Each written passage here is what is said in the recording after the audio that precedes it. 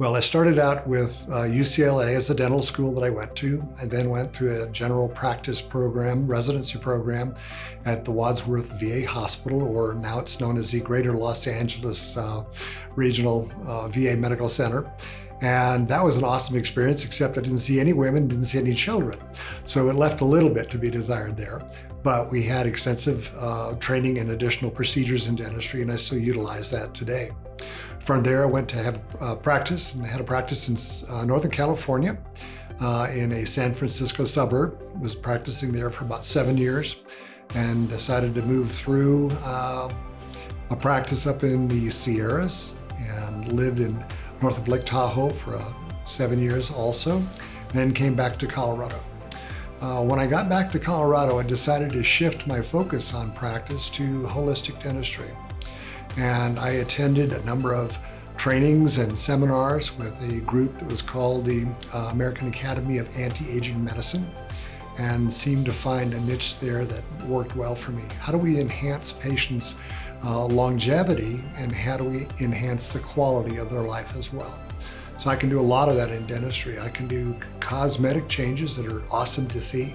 It's fun to have patients walk out going, "Wow, that's awesome, doc, thanks, appreciate that." That was a whole lot of fun to be able to get that over with. It wasn't so much fun as I was going through it, but they appreciate the end result. In the American Academy of Anti-Aging Medicine, which is mostly a physicians group, we would attend the conventions there. You'd have probably about 3,000 physicians and maybe 5 or 6 dentists showing up. And the dentists that were there were focused on holistic dentistry. How can we improve from the dental realm patients' life and quality? There we found out that most of the patients were having breakdowns in their health systems as a result of things that could be attributed to dentistry. Materials that were used that were not healthy. In my mind, following the International Academy of Oral Medicine and Toxicology's training, they said that mercury was quite toxic. I also knew that coming in from chemical engineering viewpoint. And the problems associated with that in the body are numerous, because mercury affects neurologic tissue. It has an affinity for fat, so it can affect your brain, can affect all of the nervous system tissue in your body. And I've chosen not to use it. I wanted to find alternatives as soon as I got out of dental school, and I continue to use those same alternatives today. Many patients have done their own research. They come in after looking at the community to see what's out there. Why am I having the problems that I'm having? They're seeking a functional medicine doctor.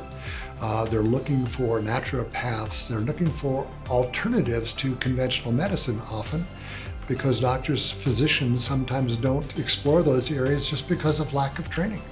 They don't know about them. And the doctors who have pursued them are often the people that feed our practice with patients that have concerns.